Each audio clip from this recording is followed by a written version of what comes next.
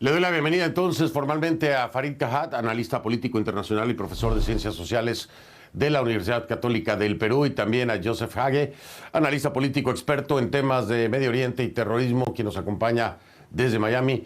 Caballeros, bienvenidos, gracias, buenas noches. Buenas noches. Gracias por acompañarme en un tema sumamente complejo. Si me permite, Joseph, voy a iniciar con Farid. Es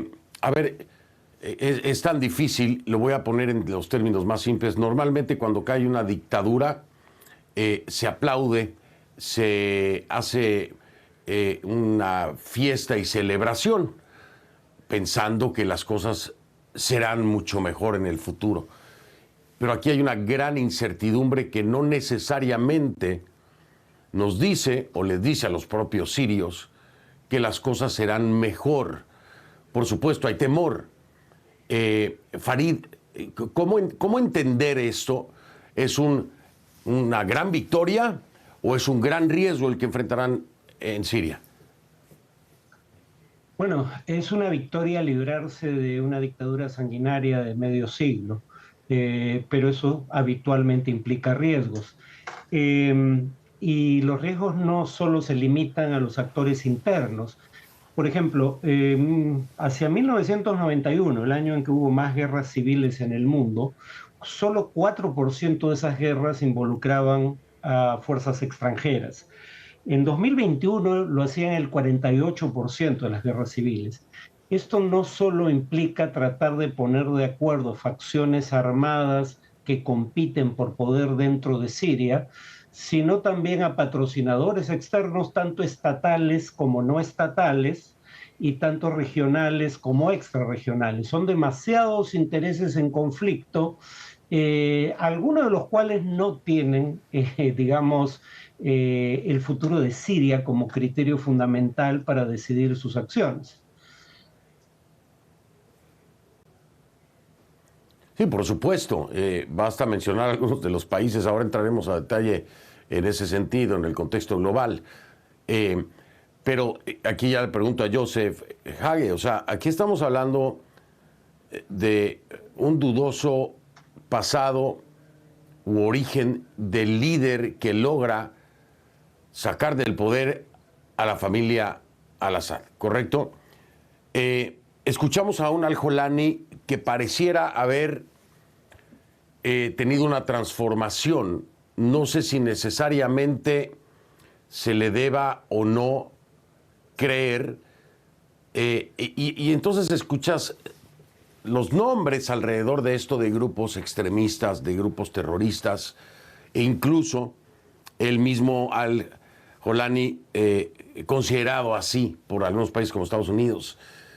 Por eso preguntaba, ¿qué es esto? ¿Es una celebración? ¿Es un riesgo? Por supuesto que hay un riesgo después de que caiga cualquier régimen, cualquier dictadura o cualquier democracia. Siempre habrá un riesgo después. Pero con este entorno de duda y vinculación presuntamente de diferentes grupos extremistas, Joseph, ¿cómo ves el panorama?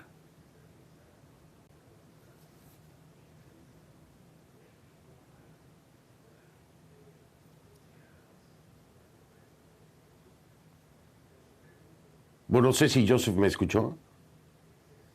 Parece que no me estás... No, parece que no escucha a Joseph. Bueno, entonces te dejo la pregunta a ti, mi querido Farid.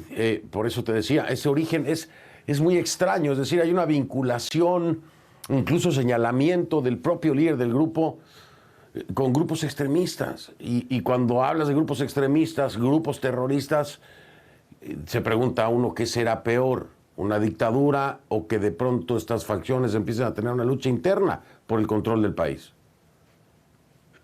A ver, no hay ninguna duda de que el grupo que capturó la mayor parte del territorio en esta ofensiva de 10 días, Hayat Tahrir al-Sham, es un grupo que proviene de Al-Qaeda. Se llamaba Frente al-Nusra y era la sección siria de Al-Qaeda.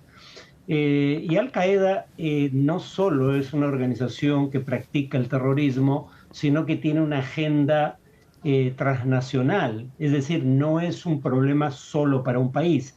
Algo de esa agenda transnacional queda desde el propio nombre en el grupo que le sucedió, porque se llama Comité para la Liberación del Levante, y el Levante no solo involucra a Siria, involucra a Israel, territorios palestinos ocupados, parte de Jordania, parte de Irak y el Líbano. Eh, Ahora, tampoco hay necesidad de mucha especulación porque sabemos cómo han gobernado en Idlib, ¿no? No era un gobierno democrático en lo absoluto, era un gobierno autoritario. Claro, podría decirse que era un gobierno en una región del país en un contexto de guerra civil, pero no era un gobierno que convocara elecciones, por ejemplo, ni había pluralismo político. Lo que sí se puede decir es que ya como Hayat Tahrir al-Sham, es un grupo que no ha antagonizado a minorías étnicas, en particular a minorías religiosas. Les ha permitido ejercer derecho de propiedad y practicar su cultura. Y claro, ahí entra a tallar algo que dice Yolani en la entrevista con CNN. Hay que adaptarse a la realidad. Yo no creo que haya habido un cambio de principios. Creo que entiende que si no busca acuerdos con otros actores, va a tener que imponerse sobre ellos por medio de la fuerza. O sea, en otras palabras, quiere evitar una nueva guerra civil por el control del territorio, y hay presencia de fuerzas armadas extranjeras en su país a las cuales no puede expulsar por medios militares. Nuevamente, parece entender que requiere algún tipo de acuerdo para lidiar con ese problema. Ya ha dicho que quiere que se vayan fuerzas israelíes, rusas, norteamericanas, pero también ha dicho que quiere mantener buenas relaciones, por ejemplo, con Rusia. La alusión a Rusia es importante porque Rusia era valedor de la dictadura que acaba de ser derrocada. Efectivamente, de hecho, Al-Assad está en Rusia. A ver, voy a escuchar, parece que ahora sí Joseph Hage nos escucha. Tu punto de vista, Joseph, en este escenario tan complejo, ya estaba explicándonos Farid lo que puede representar en este sentido el propio origen de HTS, a final de cuentas, pues es un origen que viene de un grupo extremista terrorista, ¿sí? Pero, ¿qué cambio puede haber hoy, después de haber escuchado? Es que a mí me llama mucho la atención lo que decía Al-Jolani o Al-Jolani. Y decía que ha cambiado, que hay que coexistir, ¿no? Hay diferentes facciones aquí adentro. ¿Este es un mensaje real para ti de Al-Jolani o es un mensaje mediático en un momento donde no quiere convulsión, por supuesto? Mira, lo que dijo Farid tiene toda la razón. No ha dicho, no puedo estar de desacuerdo con él. Todo lo que le dijo es correcto. Pero aquí hay un factor que no hemos tomado en cuenta. Al-Golani o Al-Julani no empezó a solas, no vino de la nada. El Jolani viene patrocinado por la inteligencia de Turquía, la inteligencia de Qatar, de los Emiratos y quizás Arabia Saudita. Unos días o una semana antes de empezar el asalto al-Assad, hubo una reunión con el jefe de la inteligencia turca, jefe de la inteligencia americana, el señor Burns, jefe de la inteligencia de Qatar y los dos representantes de Arabia Saudita y Emiratos en el sur de Turquía, en el centro de comando de HTC, para no decir Tahrir Sham, para que entiendan los televidentes. Entonces, yo lo que creo pasó ahí fue que le dieron unos parámetros a Golani para operar y fueron muy claros con él, que este es el parámetro con lo cual vas a operar en Siria, entrando a Siria, porque vas a liberar a Siria de Al-Assad, pero las consecuencias no tenemos que ver nada afuera de este contexto, este parámetro que te vamos a dar. que sea las minorías protegidas, las instalaciones del gobierno, no asaltar a población civil, evitar lo más que se puede los daños colaterales. Y de hecho, parece que le dijeron también que Rusia no va a proteger al Assad. Irán ya había prácticamente salido de Siria porque Israel no le ha dejado ni una base, ni una embajada, ni un consulado, ni un centro de concentración, que no lo bombardeó. Ya estaba descartada Irán del escenario, quedaba Rusia. Y yo creo, algún día se va a aparecer, yo pienso que el señor Putin ha hecho un deal debajo de la mesa con cualquiera que viene en el poder en el futuro y o con los actores, que sea Turquía, porque hubo una reunión entre Turquía, Rusia, Irán, una semana antes del asalto, y me imagino que le aseguraron al señor Putin que su interés en Siria quedará protegido, que sea la base naval, la base aérea o el contrato de exploración de gas y petróleo. De hecho, el día de hoy están HTC en la mayoría del territorio sirio, pero no han entrado a la zona de los alawitas, que es la costa del Mediterráneo y su alrededor. Ellos no tienen presencia allí todavía, tampoco trataron de entrar a la fuerza. Entonces, como dijo Farid, en el próximo van a empezar a negociar con las otras facciones cómo van a poder unificar a Siria, que sea un solo país o una federación o lo que sea la solución. El día de hoy, él entregó el poder a un primer ministro interino, un tecnócrata, ni siquiera un islamista, que ha manejado los asuntos administrativos de la provincia de Idlib. No se mete en política, pero él va a formar un gobierno de transición hasta que lleguen a una elección y todo lo que nosotros quisiéramos ver en una Siria pacífica. Aquí no solamente es el tema sirio, estamos hablando ¿de qué estamos hablando? De Rusia, estamos hablando de Estados Unidos, estamos hablando de Turquía, estamos hablando de Israel, estamos hablando de Irán. Son demasiados países y eso implica demasiados intereses. Y no necesariamente países que sean amigos. Farid, este factor hay que darle el peso que merece. ¿Cuánto le pesa entonces al futuro de Siria? Mucho, ¿no? Recordemos, en Siria se funda el califato del Estado Islámico. Y la capital estaba en Raqqa, en Siria. Ese es el argumento que esgrime Estados Unidos para su intervención, pero a su vez, una vez que interviene, también favorece el debilitamiento de la dictadura para favorecer a sus aliados kurdos. Por otro lado, Turquía tiene el tema de que tenía 3.600.000 refugiados sirios, lo cual se estaba convirtiendo en un problema de política interna, y además quiere evitar que los kurdos aliados de Estados Unidos tengan demasiado poder y puedan terminar teniendo un efecto de demostración, además de dar apoyo material a las milicias kurdas contra las cuales combate el propio régimen turco.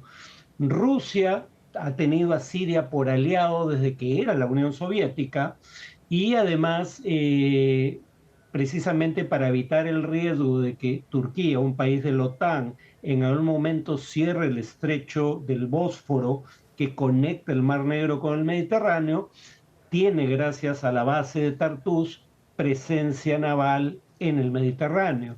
Entonces, digamos, estoy hablando de actores, y son más, ¿no? Israel, que en algún momento tuvo vínculo con el Frente al-Nusra, la base de Al-Qaeda en Siria, dio tratamiento médico a miembros de ese grupo, y que quería debilitar al régimen de Bashar al-Assad, pero ahora parece que ha habido debates dentro de la inteligencia israelí, porque algunos no querían necesariamente la caída del régimen, solo que no sea lo suficientemente fuerte para representar una amenaza.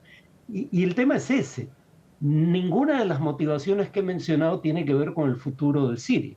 Es lo que Siria puede implicar para sus intereses, no lo que puede implicar para el pueblo de ese país. Exacto. Y ese es el punto precisamente Por eso, gracias por todo el contexto, Farid, pero ese era el punto concreto. Es que a veces el propio país no les importa a todos estos países que tienen intereses, en este caso en Siria. Joseph, ¿cómo manejar esto cuando todavía no se ha dado ni siquiera una transición de liderazgo? Se está en el proceso. Joseph, el peso de todos estos países, cada uno va a estirar su cuerda, ¿no? Para ver si logran jalar más hacia su lado. ¿Cómo puede manejarse esto en este contexto y por dónde crees que vaya a haber más peso, ¿no? en todos estos países interesados? Mira, lo que causó el inicio de este asalto en contra del gobierno de Al-Assad es Irán. Israel, Estados Unidos querían darle un golpe a Irán, al proxy de Irán, que es el gobierno de Al-Assad, y Hezbollah adentro de Siria. Fuente por lo cual Irán mandaba armamento a los sirios, al gobierno sirio y a Hezbollah en el Líbano. Entonces, después de haber combatido contra Hezbollah y debilitarlo al 70% según las fuentes israelíes, entonces ahora vino el turno de Al-Assad, que no quiso cortar vínculos con Irán y decidieron, no importa el beneficio del pueblo sirio.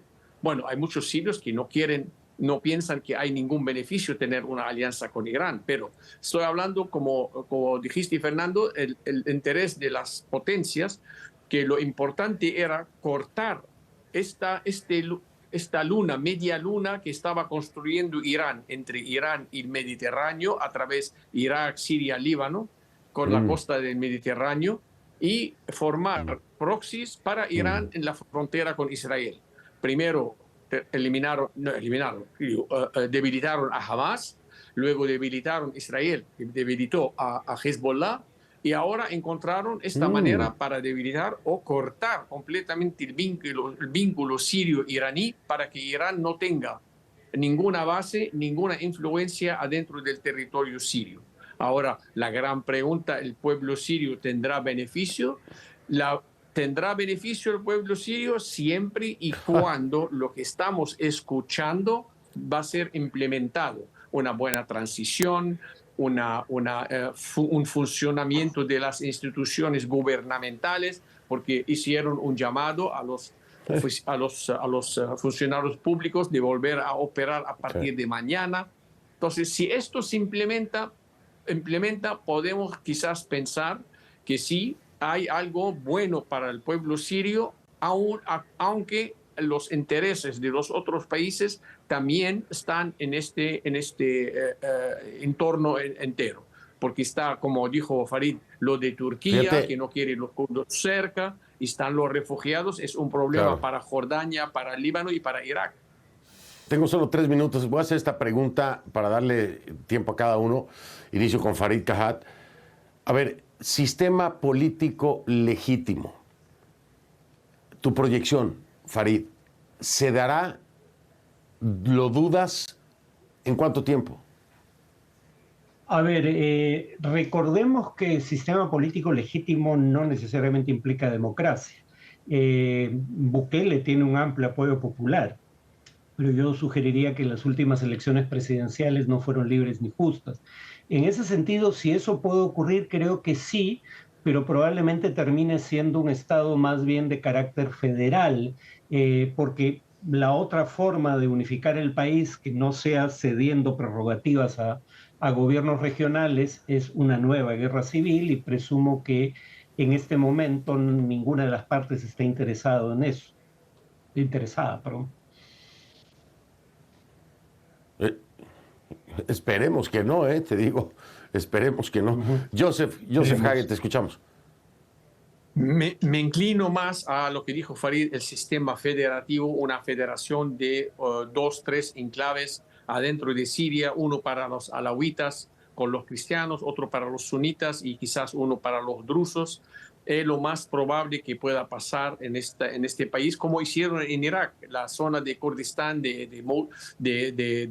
Irak tiene una casi autonomía, pero sigue parte de Irak, y podrían hacer lo mismo en Siria. Así cada grupo étnico tiene su independencia, casi independencia al menos a las cosas mayores, y quedan las cosas nacionales en común. Pues yo creo que la solución más posible, más factible, Farid y Joseph, en la que coinciden, es federación. Creo que sería la mejor solución en este momento, ¿no? A final de cuentas. Porque funciona en Irak. La ven ya y además creo que también se vio proyectado en las palabras de Al-Jolani, ¿no? Al-Jolani hablaba de Exacto. eso precisamente, coexistir, federación. Esa es la única que le veo, ¿no? Digo yo, coincido con ustedes, como siempre, maravilloso su conocimiento y agradecido porque me hayan acompañado Farid Kahat, Joseph Hage. Mil gracias a los dos por haber estado en este programa.